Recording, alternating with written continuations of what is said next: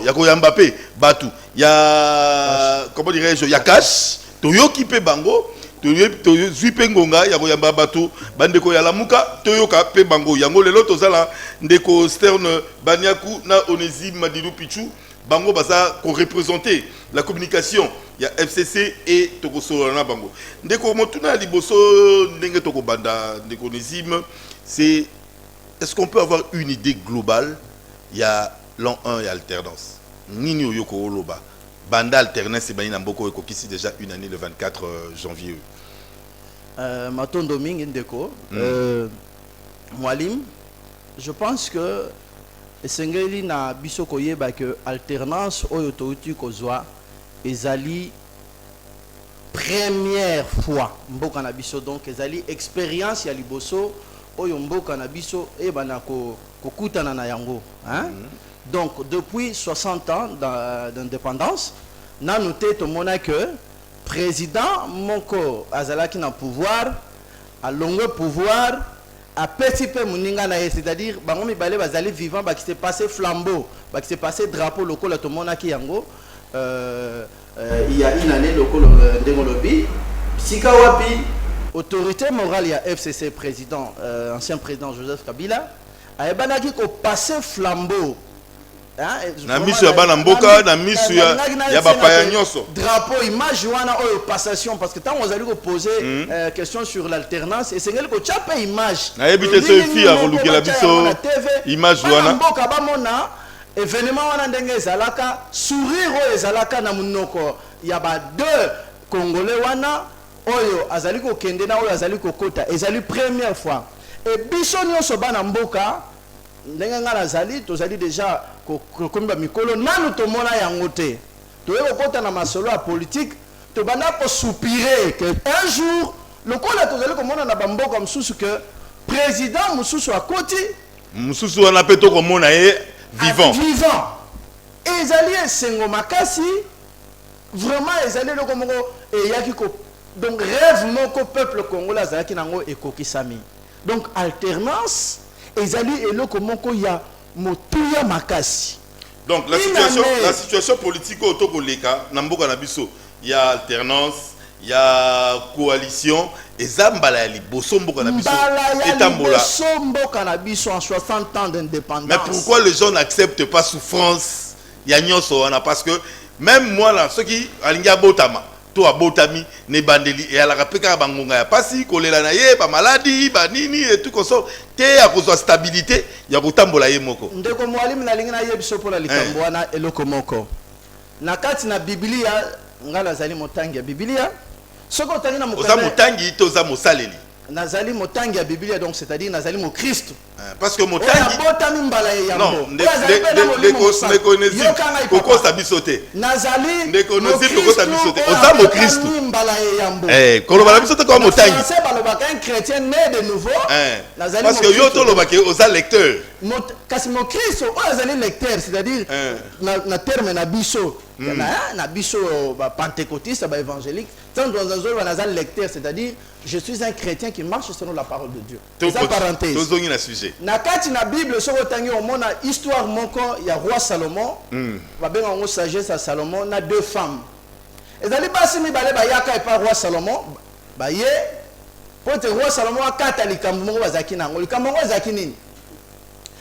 Ba lobi ete Bible lobi ete mwasi moko basi wana banola la place moko bisika moko. Ba botaki mukolo moko le même jour. Kasi na butu mwasi moko alaleli mwana na ye mwana sa nini akufi mwasi o mibale a profiter que na ndenge muninga na ye tango a remarqué que mwana na akufi a profiter que muninga na ye o mwana na zaki na bomo tango azolala ake ayibi mwana wana na se ya pungi donc o liboso abomi mwana pona pungi ya mibale abungi sipe mwana pona nini pona pungi. Donc bango mibale ba ye liboso Salomon et roi Salomon il fallait kata likambo. Tant Bible le biete Salomon na mayele na nkolo azaki nango atali ayoki oyo moya osala ezate oyo lobi oyo mwana nanga wala te oyo mwana nanga bazo wela mwana Salomon lobi bo pesa nga yepe bayena epe alobi bocha mwana place wana nazosala nini nazali ko papa mwana nakabola ye katikati comme ça moko azwa ndambo oyo azwa ndambo biblia elobi ete mama oyo azalaki mokolo ya mwana oyo ayokaki pasi ya kobota ntango ayoki boye alobi non te mokonzi tika nao pesa ye mwana abokola ezali la même chose na alternance oyo tozali kolobela lelo kotisa yango siko na alternance eza na batu bazali bayebi motuya ya alternance te parce que alternance yango eboti peut-être okota na kati coalition FCC cash ezali fruit ya alternance eza na batu bazali komona importance te bayebi basouffra te pour que mboka oyo tokoma na place toza parce que bisika toza lelo on a fait un pas un bon même mboka na biso esali bon moko en avant on a tosala yango te depuis histoire na biso mais ça bato bazomona valeur na yango te baza lokola na se ya pongi ils sont des somnambules bazo tambola lokola na pongi bazo loba biloba loba bazo yeba valeur ya eloko oyo ya motu yesa oyo kotikala historique pendant des années tant d'années donc yango wana likambo tane yango bazo loba kala tout le temps par exemple tango baloba toboma coalition ekufa FCC ekufa cash ekufa boyoka na bango ekufa baza na posande nini balingi ke ba papa chaque moto akene na kiteni na ye yo na ndenge ya réflexion na ngai ndenge na kanisaka lelo soki cash na FCC Kabwani tu vois pas que le pays est la déstabilisé à un point qu'on ne risqué to comme ba libi mususu na bamboko ndeko na ngai mboka oyo na bandi oza journaliste otangaka histoire ce qui FCC cash et Kabwani lelo les gens ne doivent pas se tromper il y aura une crise ezana noté mais na contexte actuel ce qui FCC cash et Kabwani crise ekokota na mboka pour la simple raison que ezali FCC ne cash bangonde bazali na mutu ya mboka mususu azali na présidence mususu azali na primature exécutif pe FCC azape na ba province na lingi na rappeler batu qu'en 1960 eloko moko ya boye salamaka oyo président Kasavubu na bako na ba parti oyo ezalaki sima na ye bazwaki baganyaki présidence pe de l'autre côté MNC na ba parti oyo nyonso bazaki sima na bango baganyaki législative yango monaki le premier ministre Lumumba bimaki premier ministre et Kasavubu wana MNC na Abako oui na Abako bagani nani ils se sont assis ça l'appelle une forme de coalition pour gouverner ensemble mais ce qui s'est passé c'est quoi à cause ya makambo elinge kota lelo il y a une intoxication parce que d'ailleurs pourquoi on a une crise congolaise bato batanga ba ebi na histoire ba une crise congolaise c'était une crise par procuration ba tireur de ficelle bazaki musika bazaki libanda même je peux dire bana mai Kasavubu na Lumumba bana mboka o basangana ki po bazwa indépendance balbi que non to chamboka na biso siko to zui indépendance ensemble après table ronde pour batambola ensemble ba yeko kotisa bango vuya intoxication mbala moko basai nini guerre éclatée entre Kasavubu guerre à leadership so na ko bien Kasavubu na Lumumba et vous savez ce qui s'était passé je pense que oyebi yango ndeko mwalimu au bout seulement de quelques mois tellement que confusion kotaki na kati ya coalition entre les politiciens Kasavubu a de mettre Lumumba pe na tour na ye pe bango nyonso bazo que c'est basé na constitution Lumumba pe na côté na ye aniki ye et yaki osala que confusion ekoti et le pays était déstabilisé. Le pays n'était pas déstabilisé. Il y a eu quelque chose qu'on ne doit pas oublier parce que c'est l'histoire. L'armée. Mais il y a eu un coup d'État. Mais quand on parle le pays est déstabilisé, c'est-à-dire tant l'armée qu'on intervenir dans la politique. Donc il y a déjà... Non, c'est-à-dire la déstabilisation parce que les institutions étaient déjà en place. C'est ça. Mais c'est l'armée qui est venue maintenant anéantir les institutions là. Donc les institutions qui étaient en place, ouais. bah ça a une crise. Ouais. Et quand l'armée a eu Kokota, armée c'est par là que le pays armée était déstabilisé. t'as la papa. On m'a mboko. Et donc on est seulement deux Selon la fois. constitution, l'armée peut diriger le pays. Quand l'armée vient, elle suspend la constitution. Yango seulement en mboko. Armée hier Mobutu Alobi dès aujourd'hui donc chef d'état-major à quoi premier ministre à quoi président à quoi il a dit ceci Mobutu a dit ceci.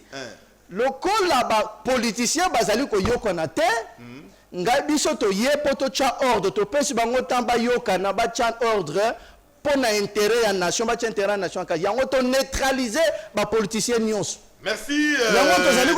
Onésime, pardon, Ndeko. To continue na yo. Ndeko Onésime, to yo qui pe na moi population. Ba ko tambusa maloba été ba ministre, la grande majorité ya ministre FCC ba ko tambola na vision ya mokonza mboka te, ba ko tambola na botosi. Mokonza mboka te. Nini okoki koloba na population oyo ngonga nyonso ba ko beta sete que na niveau ya ba ministre ya plateforme na bino bazana botosi ya mokonza mboka te. Je nalingi na lobela na bana mboka oyo ba aloba likambo wana ngana ngolu na nzambe nazali pembeni ya moko ya ba ministre autorité morale ya CDR excellence Jean-Lucien Boussa. Donc ceux qui na ko lobela pona ba ministre na ko tala nanu ndenge na ye ndenge ye azali ko se conduire ndenge ye azali ko sala. Donc ndenge na lobby nazali moko ya bato bazali pembeni ya ministre Jean-Lucien Boussa oyo azali ya commerce extérieur. Nazali cadre na kati ya parti na ye pe na moment oyo naza pembeni na ye na kati ya cabinet na ye. Pour ton information, c'est mon oncle. Ah, c'est ton oncle. Je suis Ngombe je suis Moussoï de paix. Leader. Ngombe de maman. Soit donc voilà. Mbi nazebi na balangombo pele. Voilà. On donc ce qui bana mboka bazali ko loba que ba ministre ba na population ndenge lobby population ezo ke loba que ezali intoxication peut-être boza mal informé eza des informations parce que ndenge na lobby ngai nazali pembeni ya ministre on na lobby Jean-Lucien Boussa azali ko travailler na vision ya chef de l'État. Moko lobi mi balete. Moto na moto azana. Zela ngai na kokoma, nazali kokoma. Na kokoma, nazali kokoma. Azali ko senga na biso nyonso que vision na biso programme oyo FCC tozali bato na FCC programme oyo FCC ya gouvernement FCC Hollandais ali programme ya gouvernement ya gouvernance ya président Fachi. Ezali vision ya Fachi. Nakati na ba texte na biso nyonso tanto komaka ba note tout ezali toujours conformément à la vision du chef de l'État. Jean-Lucien Boussa lelo oyo a créé un APEX, Agence nationale pour la promotion des exportations. Est-ce que vous avez une couleur à FCC? Agence wana tina nangwe kozala ke mboka na biso e bana ko faire prévaloir production na biso pour être comme bien libanda. Est-ce que vous avez une couleur ya FCC cash? Vous avez une couleur ya cash to ezali na pona mboka tende konangai. À parier que la plupart des ministres au bazali na kati na gouvernement na biso ce sont des acteurs politiques. Bazaba opportuniste moko boité azanga base té bazana avenir. Donc quand ils travaillent, ils ne travaillent pas pour la FCC, pour la coalition, bazo travaillent par rapport aussi il y a avenir politique na bango. Na sala bien, na se rendre bien pour que lobby na venir na loba quand j'étais ministre na tika bilembo. Yango wana soki tozui ba ministre FCC moko na moko to komona que bazali ko travailler na vision ya chef de l'État parce que y a une autorité morale ya FCC ayebisaki bango que boza kuna boza ba ministre ya FCCT boke kuna pona bana mboka ezali boyete mon frère boke pona mboka pona population pona koluka bien-être ya population pona koluka intérêt ya population liboso.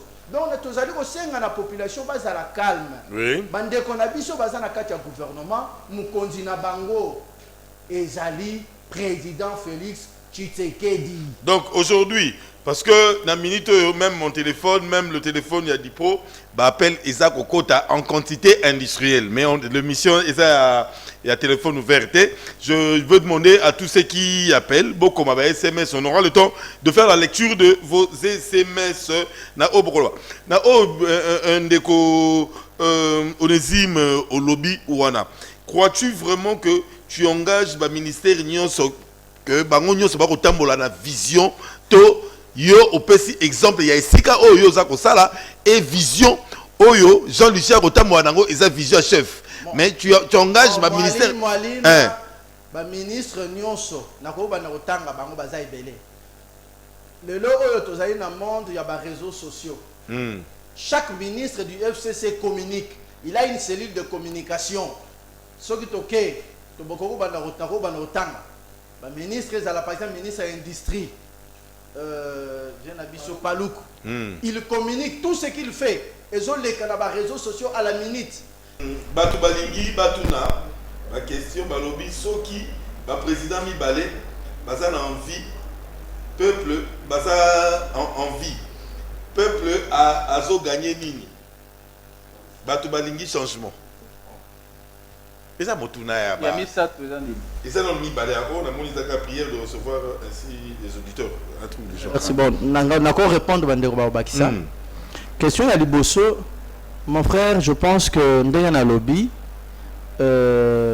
Mboko na biso souvent problème est à la kanabatu mingi yakotanga.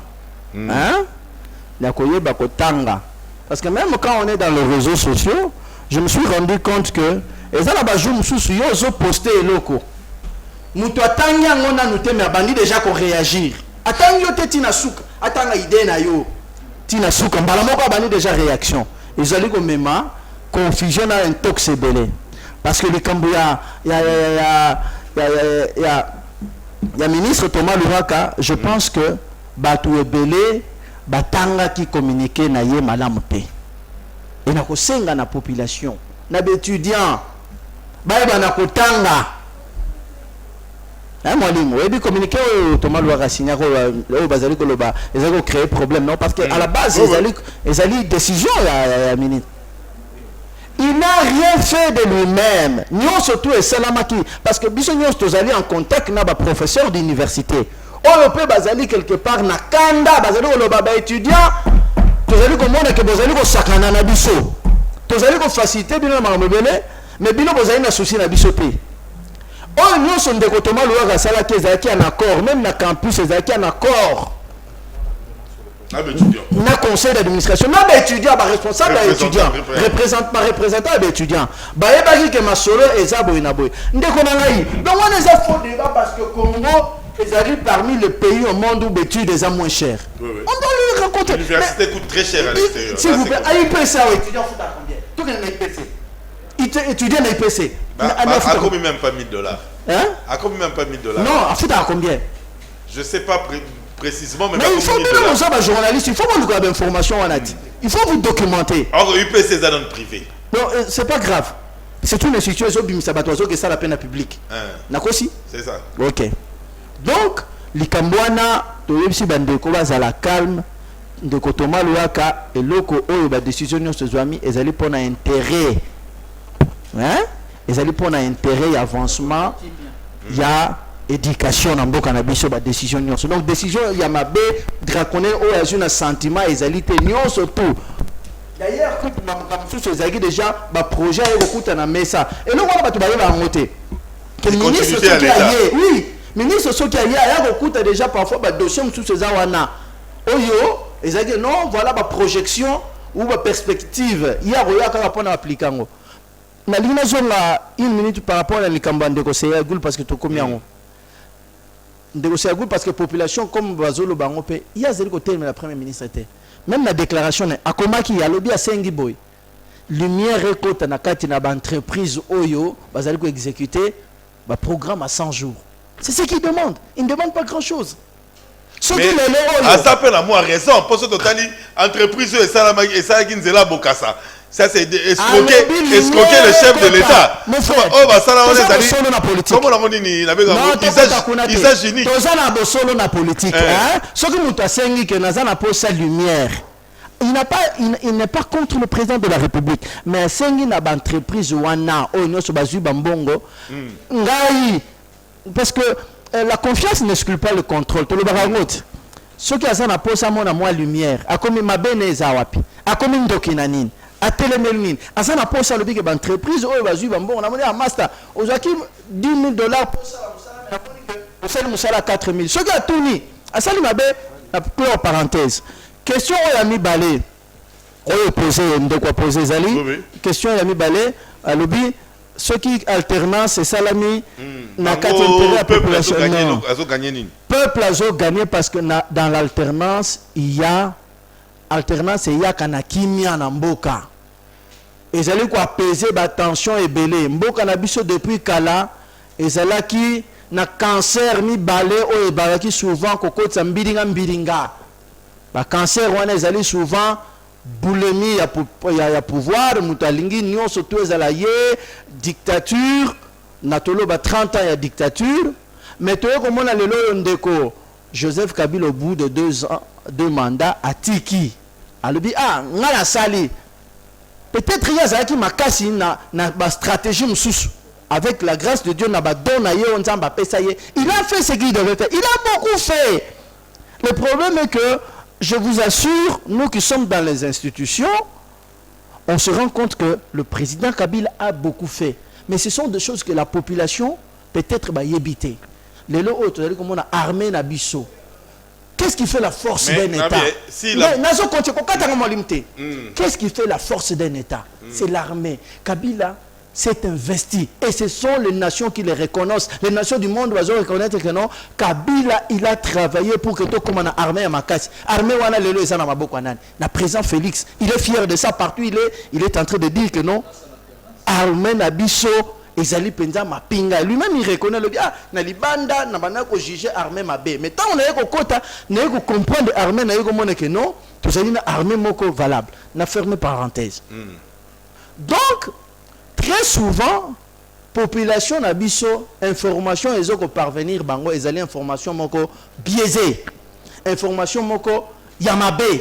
Ndeko Onésime, tu crois vraiment que la population a besoin qu'il y a armée? Aujourd'hui, si la population est en casse à critiquer Ndeko Kabila, ou bien pour la sociale, Ndeko Kabila en 18 ans a coca ramené à la surface. Toujours reconnaître quand même. Non, s'il vous plaît. Social, en 18 ans, c'est un grand chantier, le Congo. C'est un grand chantier. Nous sommes tombés dans un bourbier depuis plus de 50 ans ou 60 ans. On ne va pas s'en sortir. Même la Chine. Non. S'il vous plaît. On dit pas s'en sortir. Je vais vous montrer. Quand même, dans un certain niveau de pauvreté. Et où tu as la biso banda 60 s'il vous plaît. Hein? Depuis pauvreté, banda 60 lelo. Tu veux me dire que non, lelo, nous allons koloba lelo. Le professeur Mabimou Lumbate. Je prends un exemple. Alobi likambo ya Jekamine, n'est-ce pas? Na likambo code minier. Alobi nini? Alobi likambo oyo uto salama na yuma. Mabimou Lumba, c'est pas un politicien, c'est parmi les experts l'économie. Donc, les grands économistes qui ont beaucoup. Il a été pendant très longtemps président de Cour de compte. Il connaît ces pays. Mabimou Lumba. Alobi. On vient de mettre notre pays sur les rails du développement avec la révision du code minier. Oyondeko Yuma, na président Joseph Kabila Bassami, na ngope cause msusu oyozali, izope sabato libanda kanda. Parce que ceux qui ont même na sima. Tant Chadar, le pose une question. Chadar, tu es journaliste. Nous avons, moi aussi, je suis professionnel de l'information. Ce que je suis, et là, comment on a contesté dans et comme un prétexte. Batu bazwaki vidéo yandeko Chadar ba katika ka place à lobaki ceux qui vont attaquer ndeko Yuma to criminel. Mais il fallait pas une vidéo mobimba pour pas comprendre le feeling na ya idée. Vous n'avez jamais fait. Bon luka vidéo na yebo chango. Merci. Merci Ndeko Blaise, permettez-moi de vous dire personnellement je vous apprécie. Na apprécié bino na nini na apprécié bino parce que vision na bino o boye nango wana il y a ko sauver alternance et je vous demanderai bosala ta moi atelier moko, bosala ta moi séminaire moko entre bas communicateurs, il y a FCC, na cash et puis na kati ya atelier wala na kati ya séminaire wala borobimisa une équipe oye ba losala étude ya communication parce que de part et d'autre on a été communication président, beaucoup de gens à la plateau ils se plaignent que ma communication président de travail. Mais bien communication il y a Emmanuel Sedari on se plaindre que communication n'a pas problème, communication FCC n'a pas problème, on comprend plus qu'est-ce qui ne va pas. Si vraiment vous êtes ensemble Nanémi, pas si tous ensemble. Vous ensemble, Nandékonémi, Bolsenga Nandékonémi, a financé, Bolsenga na communication chef de l'État, va financer, parce que ça la séminaire, ça la atelier, le voisin moyen de réunir ces communicateurs, que vous ne soyez pas toujours la divergence, nous sauvons l'alternance, nous attaquer bateau. Non, il faut une très grande réunion, un atelier pour éclaircir ma point. Je crois que ce qui est comme une d'économie et comme une bakambipé à cash vital caméra et consort, je crois que ça sera quelque chose de bien. Merci d'avoir déconnu sur Balandaki, bosso na politique, l'élo et qui spécial par rapport au Yambi Kaka, ba communicateur, il y a MCC ou PCB, il y a combo, il y a sauvant l'alternance, na ba vision, na bango, na ba idée, na bango, to sepeli, na bino so bolandi biso, na partout dans le monde, bolandaka toujours, bosolo na politique, tout le monde ni bongo, la semaine prochaine, nangai, moi, limou de la presse congolaise, na badoko, ba mesala kobe nangai, Dédé à Mouli, bon week-end à vous.